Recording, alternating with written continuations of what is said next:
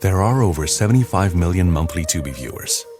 That's more people than there are influencers on the internet, which means Tubi is more popular than sponsored posts for digestive enzymes and high coverage foundation.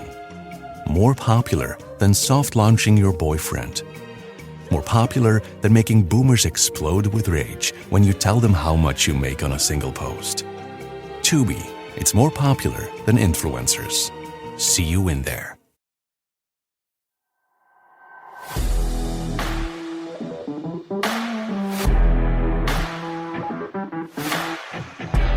Jeez. I hate people. I hate people. This is why they're the worst. Are you ready for it? Hey, why aren't you saying hey? Oh. Are you muted? I can't hear you.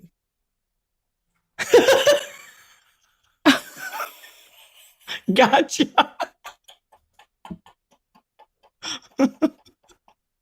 Got ya. Oh my God, you're so annoying. I wish I could hold out longer so you'd start freaking out. Being, motherfucker, dude, your stupid sound's not working. I got you. Oh my God. You really had me going there for a minute. Hey, everyone. I'm Rebecca, the one who's hilarious and just pulled a prank on Rachel by mouthing. She thought my sound was off, and I was mouthing like, Rach, can you hear me? Hello?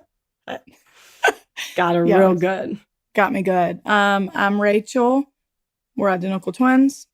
Love true crime, hate people, and live for a plot twist. We love it. All right, let's just get going because shout out to our newest patrons, Gabrielle, Caitlin, and Olivia. Liv, y'all are awesome, and thank you. Liv, you get a custom shout out. Just a reminder, it can be anything. We'll give you a custom shout out, and Caitlin and Gabrielle, thank you. Thank you. Whoop, whoop.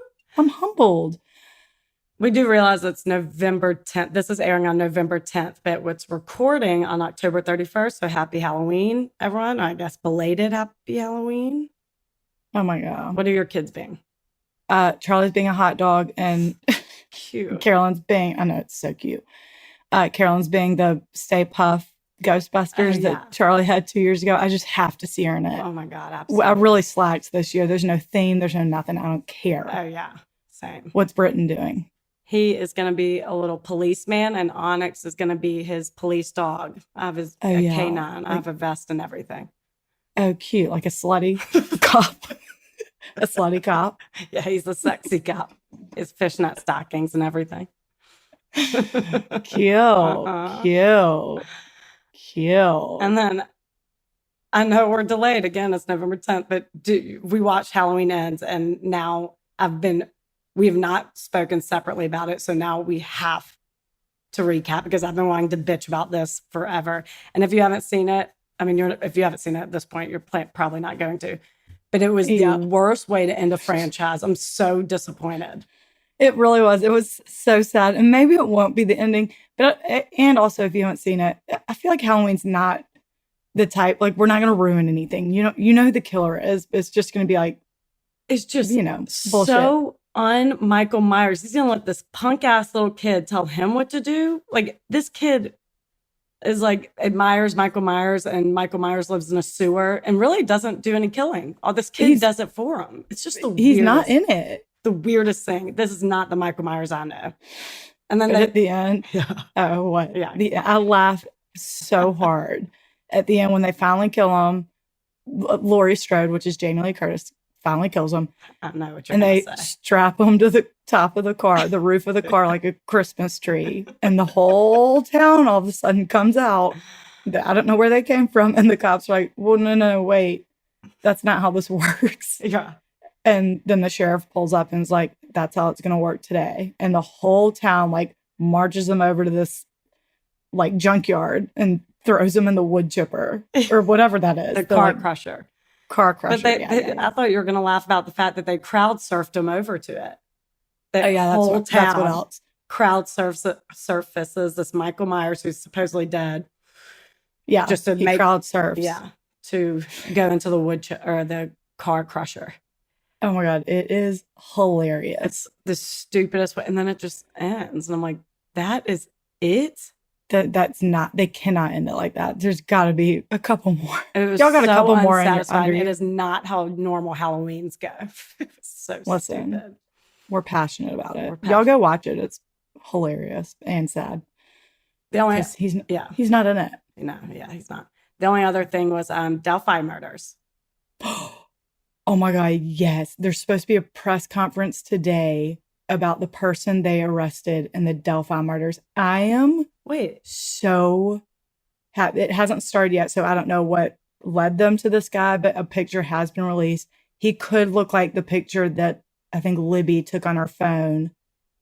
So if y'all don't know about the Delphi murders, I think everyone does. But quick recap: in 2017, these two girls, 13 and 14 years old, were playing it like it's like a walking trail within their small town Delphi, and I think the consensus is there was a man kind of lingering around that was creeping them out. So one of them Snapchatted a picture of them or had it on their phone, and then have a recording of them that sounds like he says, "Guys, down the hill," and they don't come home. They're missing. Their bodies are found around where they're known to be playing by their parents, and it has gone unsolved since 2017. And I mean, the picture of the guy, it's blurry, but so solved. Like someone has seen that picture and been like, "Oh, I know Right. that person." Yeah. Like and the voice, like Yeah. someone who calls young girls guys is like a,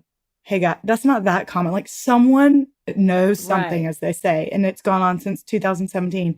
They finally made an arrest a couple days ago. Press conference, I guess, today. We'll figure out what's going on. Wait, what And time is the press conference? I don't know.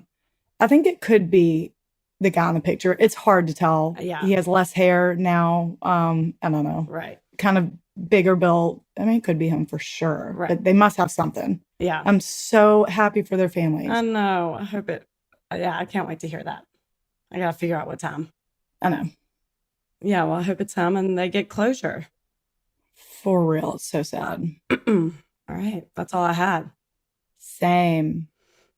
Okay. So I came across the story randomly on BBC and it was so captivating to me. I was sucked in. I had to do my next story on it. And you don't usually hear about these cases. And I just went down a rabbit hole and just kind of became fascinated. So let's do it. My sources: BBC, The Sun, Mirror.com, The Isolated, which is a podcast devoted solely to this topic, Real Men Feel podcast, which I've never heard of, but they host interviews an author and a psychologist, Ann Silvers, who wrote a book called It Happens, It Hurts, and It's Time to Get Real About It. Oh, shit. And lastly, ChoosingTherapy.com. I'm telling you, I got into it. Okay. All right, I'm telling you the story of Alex Skeel and Jordan Worth. And since those names are both kind of androgynous, at least if you're from the South, to clarify, Alex is a boy, Jordan is a girl. All right. Cool. Alex Skeel is from Bedford, England, and was 16 years old in 2012 when he met Jordan Worth, who was also 16, in college. And for those that don't know, college is different in the UK. Education is required until they're 18, like in the US, but school is only required until they're 16. So after 16, there are a few directions they can go, but a lot of people choose to go to college for 2 years in order to prepare for the exams to get into university. Okay. So Alex never had a girlfriend. He really focused his time playing football, but he was smitten with Jordan. She came from a loving, supportive family. She was a high performer at school. She volunteered in caring for unwanted animals and raised money for children in Africa. 16.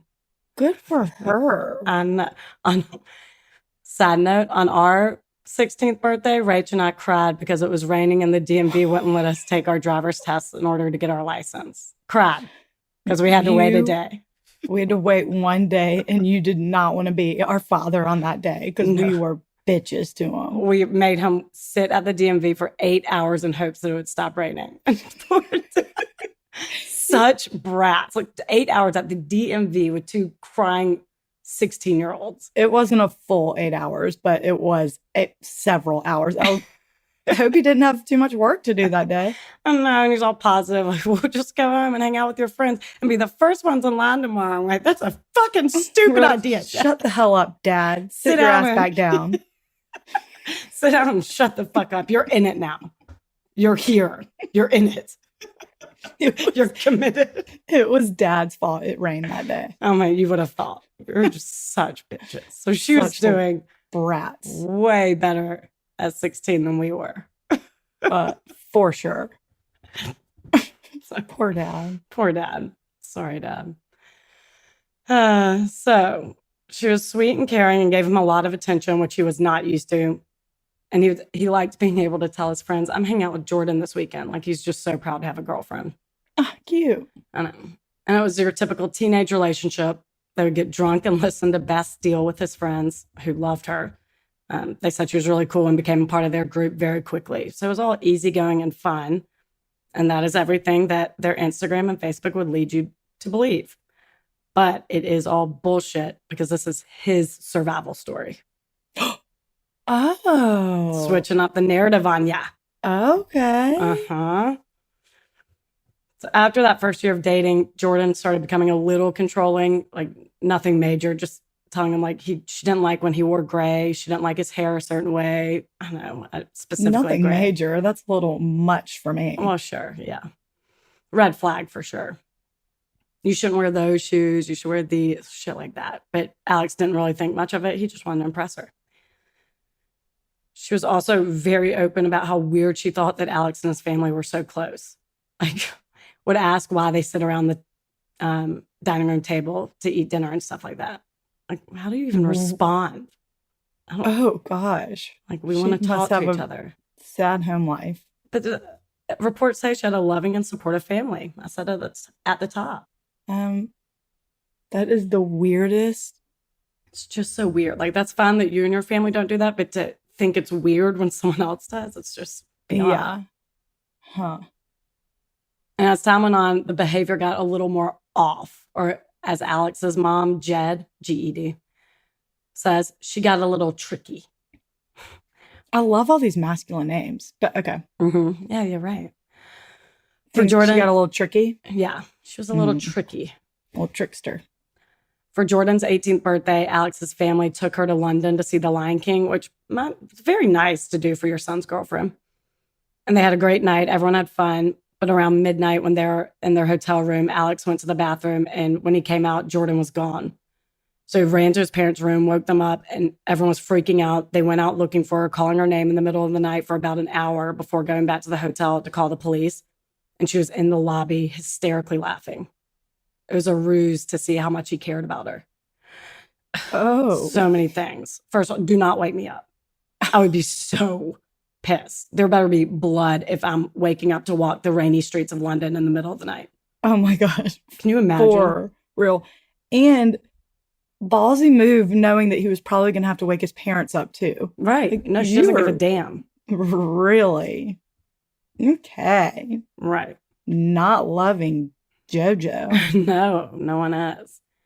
So she would do shit like that. And then not too far after that, Alex and his twin brother Luke were turning 18 and their mom planned a huge party for them and invited her best friend's daughter, who was 15 at the time and apparently very attractive. So Jordan told Alex, I know it's weird to say that about a 15. Yeah. And why are you just now telling me that he has a twin? I'm so sorry. It is the main focus point of the story. That needs to be at the top. Needs to be at the top. Jordan told Alex that if the 15-year-old was going to be there, she's not coming. I could see that coming from a mile away. Right. Of course, they both end up coming. And midway through the party, the music is stopped by screaming, and Jordan is attacking this poor little girl. Oh, my God. Telling her to stay the hell away from Alex and all this crazy shit. The articles and interviews don't go into detail about exactly what she said, but the entire party, which was hundreds of people, stopped and stared. So it was a scene. Oof. And like, that's horrifying. So embarrassing. Like, calm down. They're family friends. She's 15. You're threatened by a child. It's your problem. Get out of here. So this poor little girl is obviously crying because this mean old lady is screaming at her. How old is she again? 18? Yeah, 18. So later that night, she stole Alex's phone and snapped his SIM card in half. And that was the final straw for him. He was so fed up with her crap and broke up with her and kind of just thought that was the end of it. But before long, Jordan showed up at Jed's house where Alex was living at the time to share some news. Can you guess what it is? That she's pregnant, but it's all fake, isn't it? She's pregnant. No, and it's not fake. Oh, no. So Jed says, quote, no, you little chestnut. You'll do a pregnancy test in my house. Direct quote. Yeah. Chestnut, because she's a nut. She's a macadamia. A chestnut. I know. Oh, I love that. And then if it's positive, We need a paternity we're going to test. stick next to you, but then we're going to do a paternity test. Right. Lo and behold, the test came out positive. She was pregnant. Alex wanted to be in his kid's life and stand by her during the pregnancy, but tells her he cannot deal with the mind games and refuses to be with her. So Jordan's like, oh, okay, sure. And she disappears for a year. Literally 1 year goes by without any contact. Oh, no. Mm-hmm. Until one day in 2014, she calls Jed, not Alex, and asks if she wants to meet her grandson, who's 3 months old at this point. This seems strategic to me. They were never close. So I'm like, why are you telling his mom before him? I think, Yeah. like, she knew Alex was really done. But if she can win over his mom, which will be easy to do when you're holding her first grandbaby in your hands, Yeah. then maybe Jed will convince Alex to talk to Jordan. I think everything she does is strategic. Well, sure. Yes. There are over 75 million monthly Tubi viewers. That's more people than there are golden retrievers. Which means Tubi is more popular than using meat-flavored toothpaste. More popular than never figuring out what W-A-L-K spells. More popular than kicking your leg when a human rubs your belly just right. Tubi, it's more popular than golden retrievers. See you in there. So Jordan comes to Jed's house when Alex isn't there, and she opens the door to this cute little bear named TJ and said it was like staring at Alex when he was a baby, and she was just immediately in love. Oh. And after hours of catching up and playing with her grandson, Jed calls Alex and tells him she thinks being a mom has changed Jordan and that he needs to meet a son. I'm like, things are falling right into place for JoJo. Yeah, it worked. Alex is still very wary and at this point arranges to meet TJ without Jordan there. He just wants to bring his granddad, who he's very close with. So his grandfather goes over to Jordan's house so she can leave, and then Alex goes to Jordan's house. Mm-hmm. He walks in, there's video, and it's just a very sweet moment with these 3 generations. Oh. And his grandfather's like, you have a lovely boy here. Oh my God. In a little British old man accent. Oh, okay. So we have the video. Yeah. Great.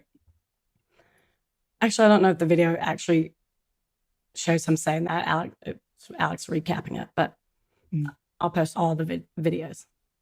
Mm-hmm. So now Alex is completely in love with his son and starts talking to Jordan a little bit more and more. And before you know it, her and TJ are living with the Skeels at Jed's house. Mm-hmm. They do see a change in Jordan, and she seems to outgrown all that petty bullshit, except Alex's best friend, who's also named Jordan. So I'm going to call him by his last name, Parker. Okay. So Parker does not think she's changed at all. And one day he tells Jed he has a bad feeling that Alex is starting to fall back in love with her. And as he puts it, bloody hell. Before you know it, it's January 1st, and they're Facebook official. Okay. That's the end of the British accent, though. Bloody hell. No more impersonations up Right. in here. I think that was my first one. No, I'm just kidding. I know. To. First and last. First Just and last, one and done. One and done. All right. Yep. So Parker saw it coming. So they're official now, Facebook. Facebook official. And slowly but surely, their mind games start up again and cracks start to break. Oh, but I will say this Facebook official, she's like posting a piece of toast with jelly on it. The jelly's made out of a heart. And oh, God. Oh, yes. It's just, Are their Facebook profiles still up? oh, yeah, we'll get into it. Okay. Great. So the mind games start up again because crazies can't keep up the facade that they're saying for very long. And she is fucking hair eating crazy. Gross. She is wear your skin as a jacket crazy. Oh, Lord. Lord have mercy.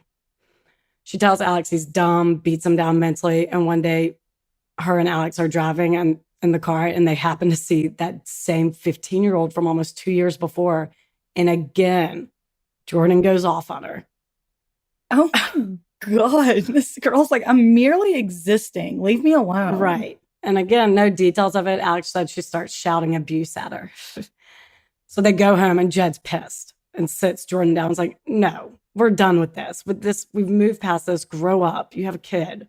And they get in a big fight. And Jordan packs up her and TJ's things and tells Alex he has to choose either her and their son or his mom. Obviously, Alex feels he has no choice, and he doesn't. There's a kid involved now, so he obviously chooses his son. Yeah. Packs his things up, kisses his crying mother goodbye, and little did he or Jed know that would be the last time he speaks to her for 2 years. Oh, no. Mm-hmm. It's awful. Poor Jed. Poor Jed, poor Alex, poor TJ. For real. They temporarily move into her parents' house, and again, things were good for a short period, but it didn't last, obviously. She starts dwelling on the fact that he might have been with other people during their time apart when she was pregnant with TJ. During that year, she didn't speak to him. First of all, who cares? Well, y'all weren't together. I know. This bitch cares. Second, Alex, I mean, I've seen a lot of interviews with him. Seems very shy and like a very good boy. Think of if it were a movie, Michael Cera would play him, I think. Oh, cute. Like that's who you should picture. Yeah, he's not like slutting it up at the bars. Right. He going doesn't home with seem like every girl he sees. Yeah. Jordan would be oh, okay. Kristen Stewart. Is that who the vampire? Yeah. Not really? even like she doesn't really look like her. A little bit the pointy features, but just kind of like a much stronger personality than Michael Cera. So that's who I would play in a movie. That's who they should play in a movie. Okay. So I don't know if Kristen Stewart has like super strong personality, but who am I to say? That's the vampire chick, right? Yeah. Yeah. She kind of comes off like a bitch. Oh, yeah. Sure. Yeah. Sure. Okay. That's interesting that you just mentioned her parents. They moved in with her parents for a little bit. That got me thinking, where have her parents been this whole time? What do you mean? Like, why did she move in with the Skeels and not them from the beginning? No, just in general. Like, she's acting erratically. She's unhinged, seemingly. They think it's fine? Like, I mean, but like, she's pregnant, not talking to the family for a year. Oh, yeah. I don't know what she told him in the middle of that. But everything else so far is just like petty, immature teenage stuff, You're right. She's probably hiding it from him. She's not being like, I yelled at a 15-year-old today. I know, but Jed's been so involved in all of this. I would think that she would make a quick phone call to the other mom and be like, hey, your daughter is verbally assaulting a kid over here. Do you mind coming to get her? Right. No, Jed's in the know because it's her best friend's daughter. So that daughter probably was like, no. Yeah. Okay. Carry on. So then Jordan deletes Alex's Facebook account. She makes him get a new phone, get a new number, and tells him not to tell anyone. She even takes away his PlayStation because it's a form of communication to people he knew. So here it is, the first real huge red flag, the isolation stage. Mm-hmm. And here's the thing. People, if your partner is starting to isolate you from your friends and family, get out while you can. Yeah. And especially in such a blatant way like this. Usually I feel like when you hear about it, it's kind of subtle. You don't really, they're like just kind of pinning you against a couple of friends. And then this is like, hey, change your number and don't tell anyone. Right. It is. Come on. It goes from 0 to 100 very quickly. I'm like, oh, yeah. What? Why? Mm-hmm.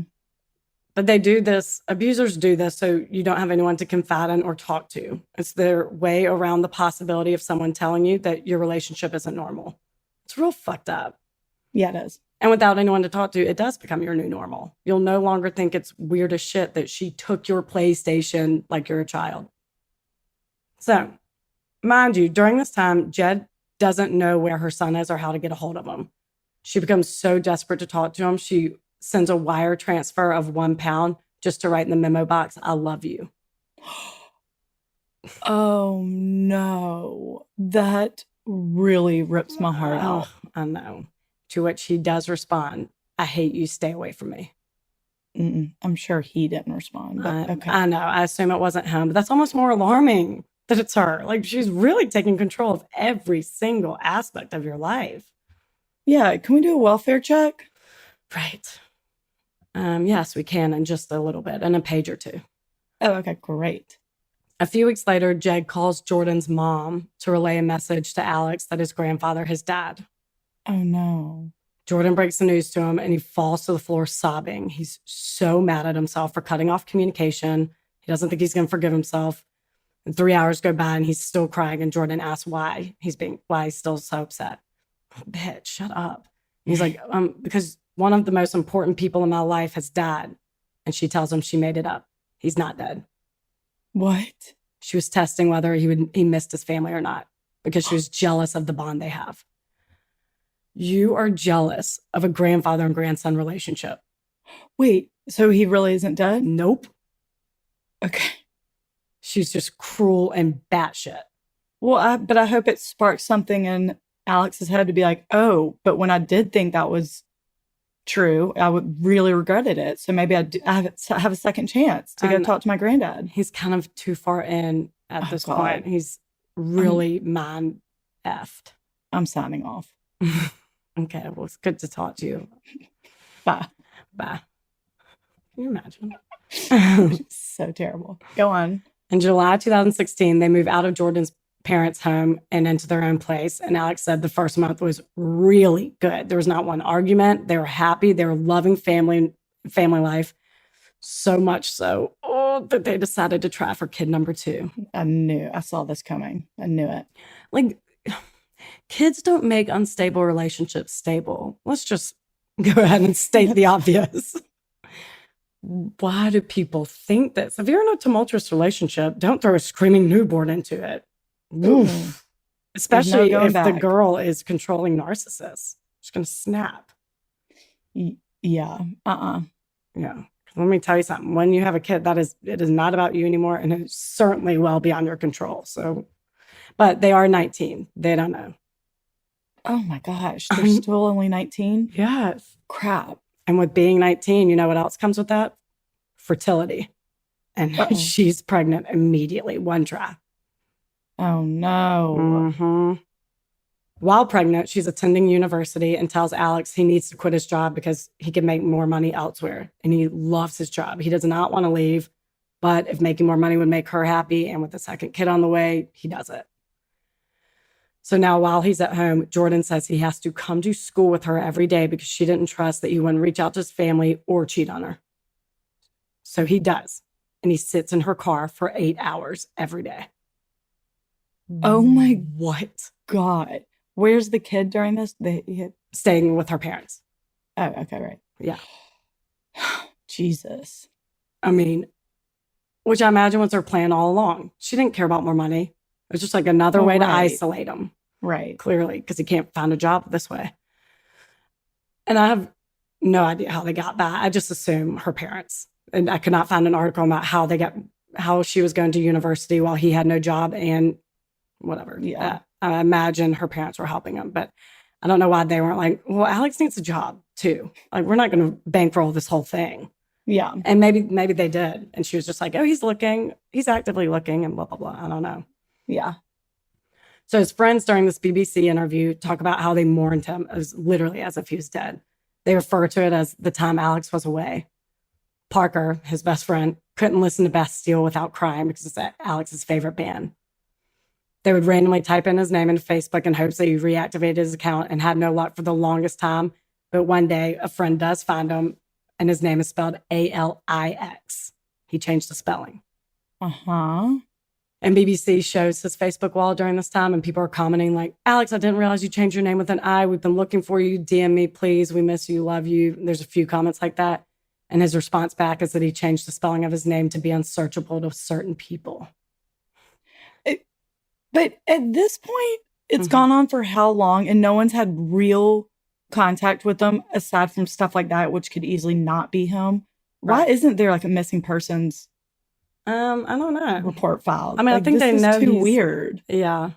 I don't know. Maybe they gave just a little bit like of proof of life a little bit here and there that I don't know. I'm going strictly off his interviews. Okay. So I fumbled off that. But like Jed knows he was living with her parents, and I don't know. They know he's alive and well. He's just choosing to strictly be with his son and girlfriend. So Parker then sees a DM from Alex's account that says, "Just so you know, I've never been your fucking friend. It's all been a lie. I want nothing to do with you." And Parker responds, "Okay, Jordan." Yes. And immediately gets blocked. Yeah. And then he gets She's blocked. like, okay. And then she messages, she's such a bitch. And then she messages girls that Alex used to be friends with and asks if they're still fat and shit like that. Like the petty high school stuff I can't get over. You're about to have 2 kids. Let's move on. Oh my God. That is hilarious. The dumbest thing I've ever heard in my life. I know. But one thing that Facebook account did do is lead family and friends to their location, Stewerby, which is a small village about 20 minutes outside of Bedford. So Alex's aunt goes there to drive around and see if she can pinpoint what house is theirs. And knowing that Jordan had a thing for elephants, she sees a stuffed animal elephant in a window of a house and goes and knocks on the door. And all the lights shut down. All the lights shut off. She waits a minute and she sees a small light come on in Alex's face. Then the lights go out again. And she's thinking, okay, he hates us. He doesn't want anything to do with us. When he's ready, he'll come back. But that's it. I've seen him. He's alive. And she leaves. Oh, goodness. So there's your welfare check. Yeah. Alex's grandfather somehow got his cell phone number and sent him a message telling them how much he missed him. And Alex's response was, "Please don't ever message me again." And his grandpa said it destroyed him. He was heartbroken. I hate this story. It's the worst. Grandpa, hang in there. It's not him. Oh. One night, Alex and Jordan went to Winter Wonderland in London. And she started up with this, "You're cheating on me" bullshit again. They get in an argument. How would that be possible at this point? Bitch, how would he be cheating on you? He sits in your car for 8 hours a day. When is there time? Yeah. You're breathing down his neck all damn day. Get out of here. I hate you. And I would love to hear in her head a situation in which he could be cheating. Right. And she doesn't buy that. She just wants to start a fight. Yeah. You do not think that Michael Cera is cheating on you. Michael Cera. Cute. Right. So they get in an argument and he's pissed because they just drove an hour and a half to London.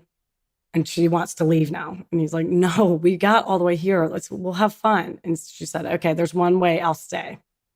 Go into Boots," which is a pharmacy, "and buy sleeping pills." So he does. And she tells him to put one in his mouth. And he does.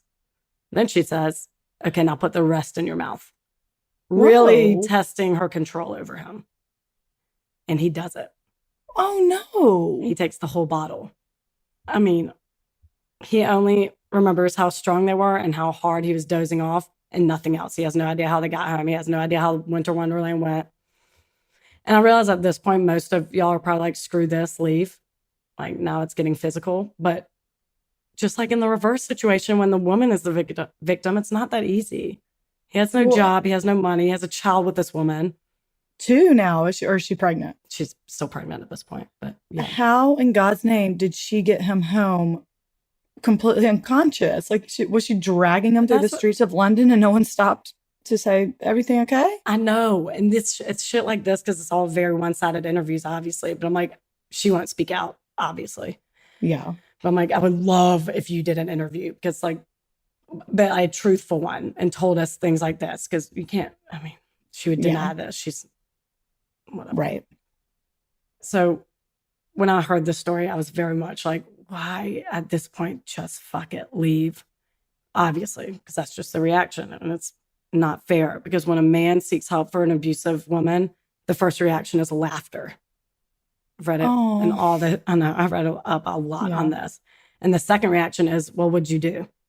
Which I'll admit that probably would have been my response initially. If like a guy comes in and is like, "My wife is, abusing me," I'd be like, "Well, did you do something?" I don't know. Well, I read that most advocates that you do report that stuff to are women who came from a domestic abusive relationship. So their perception of everything's skewed, which that makes sense. Like a man's coming to you and saying, yeah, I'm being hurt, whatever. Yeah. They're thinking like, well, what happened really? Mm-hmm. Plus, she's using his kids against him. Like, if you leave, you'll never see them again. So he's just stuck. He's a prisoner at this point. Right. So things are really starting to escalate here, and she's really starting to unravel. One day, they're driving in a car, and it's silent. He's looking out the window, minding his own business, and she just says, "That's it," and pulls out her hairbrush, smacks him in the face so hard with it that his tooth is loose. Oh, my God. Blood is everywhere. He doesn't have money or a car or anything to get it fixed, so he just pulls it out himself. Mm-mm. Uh-huh. Mm-mm. Uh-huh. So now the physical abuse becomes the new normal. And the hairbrush escalates to a hammer. What? I hate everything about this. I know. Yep. There would be occasions where he would be asleep and she would hit him on the head with a hammer. Okay. Gushing blood, refusing to let him go to the hospital. So now he's worried now that if he left, she would take it out on the kids. So again, he's stuck. He's in it. They're courts. I know. And custody because this situation is so underreported. He doesn't know. Like, all he probably knows is the courts tend to side with the woman. I mean, he is too young and probably doesn't know the legality of everything. That, like, no. If you have a good case to build her against her, she is not keeping those kids. Right. Don't worry. Well, anyway, he doesn't. He's just in it. And then she turns to knives. Oh my God. Cutting him all over his body, but not very deep, just kind of jabs and long scrapes, like literally death by 1,000 paper cuts. Oh, I hate her so much. She starts refusing him food and their bed. He had to sleep on the floor using his own clothes as a pillow. He said he could feel his body starting to shut down. He lost 98 pounds throughout all this. And he is already skinny. That's a lot. Oh God. Yikes. So on February 17th, 2017 at 2:30 a.m., he calls his dad and says he needs help. And his dad rushes over there. And when he knocks on the door, all the lights shut off and Alex yells for him to go away. And Graham, his dad, I was like, no, you've asked for help. I'm here. If you don't open the door, I'm calling the freaking cops. Sorry, I'm getting heated because it's just so infuriating. Yeah. So he calls the cops because they're not opening the door, and they tell him to stay outside while they go in. And a few minutes later, they come in and said they had a domestic dispute and everyone's fine, but does tell him that Alex is walking with a limp. Graham tries to go inside again. They shut the door again and tell him to go away again. So he's like, fine, and leaves. A few days later, Jordan and Alex go to a Bastille concert and have a great time. Just as abusers do, this was her way of reminding him that she's fun and, quote, thoughtful, for getting him his tickets to his favorite band. They give you a little glimpse of good, so you're hooked, or you say stay hooked. And he's amped, and they have a great night, not one argument. So he goes to bed on the ground, happy and hopeful that she's not all that bad. Then he's awakened with a pot of boiling water being poured on him. Oh my God. It's batshit. Jeez. She lets him get in an ice cold bath to make him feel better. But before he fully sits down, she does it again and says, get out of the bath or I'm going to do it again. I'm like really flabbergasted by this. I know. I hate this bitch. I know. He knows he should go to the hospital, but she won't let him. Instead, she makes him wrap his burns in saran wrap. She's torturous. He said when she had good days, she would make up for the abuse the following day. And this was her way of making up for the fact that she didn't touch him on the day of the Bastille concert. And I know I come from a rational brain, but why the fuck do you want to have bad days? Why don't you want to just have fun with your boyfriend? Well, yeah, that's her brain. I know. In May of 2017, their daughter was born, and Alex prayed that this would be the end of it. She has 2 kids now. She needs to focus on them. And from what everyone said, even those who hated her in this interview, she really did love her kids, which, again, very confusing as to why she would want them to grow up in a household like this. But again, I'm coming from a rational brain, right? Not hers. He said she was, quote, back to her old self and blissfully happy for 3 whole days. 3. I can't. Less than a week later, she bought a lie detector test Oh my God. to test Alex's commitment to her. By the way, they showed a box of what this lie detector test looked like. I searched for it and found it on Amazon for $14.99. It's a fucking toy. Yeah. So she just straps him to it and asks if he's cheating on her, and it buzzes, indicating that he's lying, which I'm sure it's wired to do because it wouldn't be a very fun toy without that. Like, is it literally a toy? Yeah, it's a toy. It's a prank toy. Oh. It's literally like the Operation. Okay. Does she die at the end of this? I never want that, but sometimes I need That's a good question. Happy ending. I know. So she has a kettle of hot water, and whenever it buzzes, she pours it on him. I just can't with this girl. So neighbors call 999 to report that they hear screaming from their house and tells the operator that the man is yelling, "Please stop hurting me, get off me." So the cops get there, and Jordan tells them that Alex's burns were because he accidentally turned the shower on too hot. Yeah, and then he stood there for an hour. He was yelling at the water to please stop hurting him. Right. And they're all bullshit, and they take him to the hospital. Oh, good. They do some skin grafts on the burns, which are all, by the way, infected from the saran wrap. And they're peeling off skin by the layers and tell him that he needs surgery immediately. Okay. Jordan pulls him aside, says, God knows what. And he comes back refusing the surgery and tells him that he's leaving. The nurses are begging him to stay, even call the doctor over, who grabs Alex by the face to explain the severity of the situation. And Alex, even in this interview, says he has no idea why he didn't tell the doctor right then and there. He recognizes that was his window, and he doesn't say anything. I mean, this is how mentally trapped he is. Mm-hmm. Before letting him go, the doctor makes Alex look him in the eye and say that home is safe. Well, Sweet doctor. I know. At least someone's of authorities and in the know. Yeah, they're kind of catching on. Yeah. Cops have been there twice now. Right. So, like, let's start building a little file. Yep. And something's not right here. So over the next few days, she's doing the same shit. The boiling water is now her weapon of choice. One day they're arguing, and a neighbor calls the cops again, and Sergeant Ed Finn, who went there the first time, heard the call on the radio and rushes over there and turns on his body cam this time. Alex opens the door and looks awful. Burns all over his face. He's starving. He looked starved. Cuts all over him. He's just disheveled as shit. And Ed asked him what happened, and he said they're all self-inflicted because he has a history of depression. And Ed's not buying it at all. And I think Jordan can tell because she comes in cradling her new baby girl, being very motherly, asks what's going on. And Ed's like, well, I'm going to take your boyfriend for a little bit. Yes. Wait, you've seen this video? Yeah, this I'll post. I don't know. How burned is he? I can't look at it. I mean, I don't know. I don't know how to answer that. He has the bottom half of his face is all red. It looks like I can handle that. Yeah. But in reality, it's like one big blister.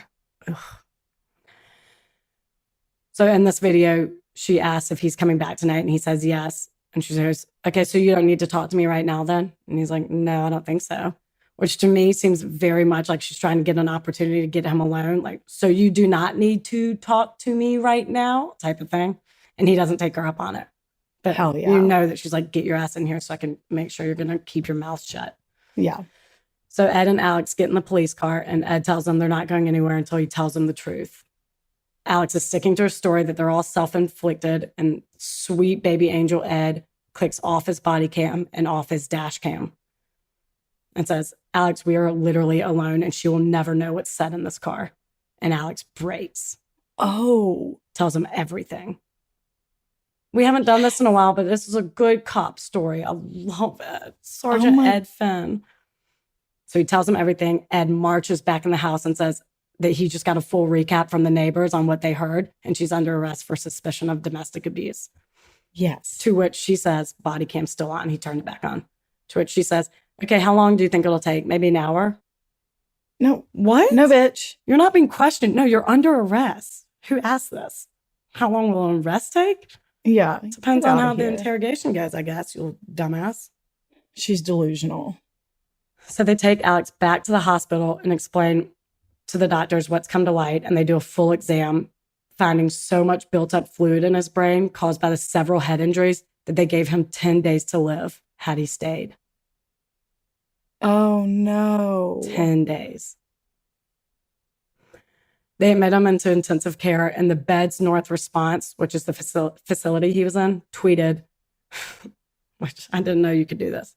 Yesterday, I dealt with the worst domestic abuse of my career. One is in custody for GBH, and she will be questioned by our Emerald team. So I didn't know hospitals could tweet that, but sure. Let's kick it up a notch. Let's give her name and address, too. I thought that's what you were going to say. Victim is, Alex Skeel. Bitch is Jordan Worth. Jordan, you can't do that. No. And GBH, by the way, is grievous bodily harm, which is the severest form of battery. Okay. So he stays there for a few days, then goes to the police station to be interviewed. And Judy James, a body language expert, said that Jordan's control over him, even after her arrest, is very apparent. He's showing signs of distress and confusion after being separated from his controller. And his actions were, quote, frighteningly similar to an animal fear response. I just thought that was interesting. Because he was separated from her? Yeah. Does he have Stockholm? That's what I'm wondering. That's what I'm thinking it's coming from. Yeah. Sad. Knowing he has nowhere to go, the officers pay for a hotel room and buy him McDonald's, which he said was the best hot meal he's had in 2 years. Oh, God. Side note, I don't know why he hasn't called Jed or Graham at this point, but maybe they've been in the dark this whole time. They don't know anything that's going on. So maybe he's not ready to deal with such a long ass conversation that would entail, maybe he just wants to recover a little first, which I get. Sure. But yeah. So he's in this very posh hotel looking over the Bedford River and gets to spend the night in a big fluffy bed without fear of sleeping. And when he wakes up, he has this holy shit moment that it's over. And he said he went to the breakfast buffet in his blood-soaked t-shirt with all these businessmen around, and he just starts dying out laughing. Everyone thinks he's insane, but it was in a state of shock and relief. He just starts laughing to himself. Oh, my God. Poor buddy. On September 28, 2017, Jordan was charged with 17 counts of grievous bodily harm and coercive control, making her the very first woman ever to be arrested for coercive control in the UK. And I'll get to her sentencing and an update on where she is in a second, so just chill. Oh, so hold on. She's alive. Mm-hmm. Yeah. Sorry. It's dark, but I am mad at this bitch. Oh, I know. And for those that don't know the ins and outs of coercive control, let me just fill you in a little bit. The formal definition of the law says that anyone who inflicts psychological cruelty on their other halves can be prosecuted, even if there's no direct physical harm. This can include preventing a partner from seeing family and friends, check. Keeping them short on money, check. Controlling their social media accounts, check. Spying on their communications or determining aspects of their everyday life, such as when they eat, sleep, and even go to the bathroom. Check. According to domesticshelters.org, offenders who exercise coercive control over their partner's daily activities are 5 times more likely to kill them than any other domestic abusers. Yeah. So the police finally do call Jed and let her know everything that happened and told her that they're bringing Alex home. She bursts into tears as she sees that he's barely able to walk. And when she opens the front door, Alex asks for a cuddle. No. Yes. Are you crying? No, it did sound like I was, but isn't that just... He's A still cuddle. he's 19. Or no, He's a at this little point he's baby. 20. But yeah. So they embraced her, they hugged. His aunt came over and said he didn't look or smell alive. I know, it's kind of, oof. Just to give you an idea of what shape he was in. My God. 10 days to live. Ugh. Yeah. Within 5 days, those 2 kids were taken from Jordan and given to Alex. And his mom didn't even know she had a granddaughter. She had no idea that Jordan had gotten pregnant again. Yeah. Well, how would you have? Yeah. Jordan pleads guilty to 3 of the 17 charges, and on sentencing day has 0 sign of remorse and certainly no apology. In fact, the judge relays a message from her, which is she doesn't blame Alex for anything she did to him. How big of you? Yeah. Good for you. Hair eating crazy. Oh, God. The hair eating again is so gross. It's just like it's the best description. You know how insane she is. Yeah. In April 2018, she was given 2 7-year sentences for wounding with intent and grievous bodily harm to be served concurrently and an additional 6 months for controlling and coercive behavior. But don't worry, hold on, it gets worse. The day she went to prison, Alex said he never felt more free. For the first time in 5 years, he could get his hair cut the way he wanted, wear whatever he wanted, eat whatever he wanted, and didn't have to look over his shoulder. He can just have fun with his kids. But in February 2019, which is less than a year later, there were Facebook posts coming from her account. Apparently, this was not her, and it was someone doing it on her behalf because prison obviously bans Facebook from there. But in January 2022, this year, she actually started posting pictures of herself. So she was, in fact, definitely released early. And let me just read some bullshit from her wall. Things she's posting. She's really playing up the victim card. First, she joins a battered women's syndrome group, which where are these admins at? Kick her out. She's a fraud. We need to get that Reddit admin on that admin. Yeah, for He'll sure. seek her out for sure. Yeah. She posts a meme that says, "It doesn't matter what she did. It's never okay to hit a woman."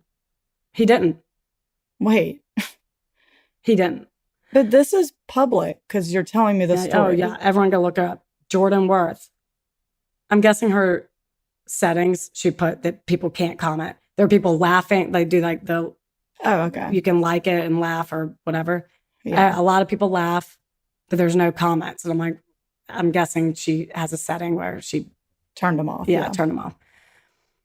Another one is a third of teenage girls suffer abuse by their boyfriend. Okay. But you're part of the 67% that didn't suffer from this. I don't. You're not one of them. You're not one of them. Chill. Last one that I'll read, but I encourage you to go to her wall. It's shocking. She has a new boyfriend. The last one says, "How can we protect our daughters from abusive relationships?" Not introducing them to you. Lead by example? Yeah. Yeah. Maybe that's a good one. Alex is now a football coach and sponsored by a domestic abuse organization, and he goes around speaking about his experience, which is just so wonderful of him. And she is a Rebecca diagnosed malignant narcissist. I've diagnosed her. Oh, good. Mm-hmm. Can I tell you a little bit about it?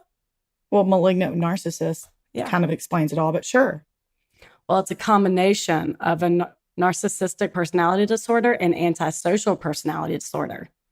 So the standard narcissist feels entitled to special treatment, seeks power, uses others for personal gain, lacks empathy, easily jealous, needs constant validation. But I don't think the standard narcissist gets physical. Like they don't harm people physically. Right. That's when antisocial personality comes in. People with APD tend to be aggressive, impulsive. They have a pattern of violating the rights of others, display harmful behavior, and lack remorse for acts that harm other people. So people with malignant narcissists tend to display the most severe traits of both, being extremely self-centered, disregarding the feelings and needs of other people, manipulating or exploiting others for personal gain, having an extreme need for power, acts of revenge against those who criticize them, fantasize about ways to obtain more power and dominance of others, lacking conscious regret, remorse for their actions, being cruel, taking pleasure in other people's pains, high levels of aggression towards others, and paranoia or mistrust of others. To a T. That's right. Oh my God. Yeah, that is pretty dead on. I know. And like most personality disorders, malignant narcissism interferes with relationships and is considered largely untreatable. Oh God. That is dead on. I co-sign that diagnosis. Thank you. And that is the story of Alex Skeel and Jordan Worth Less.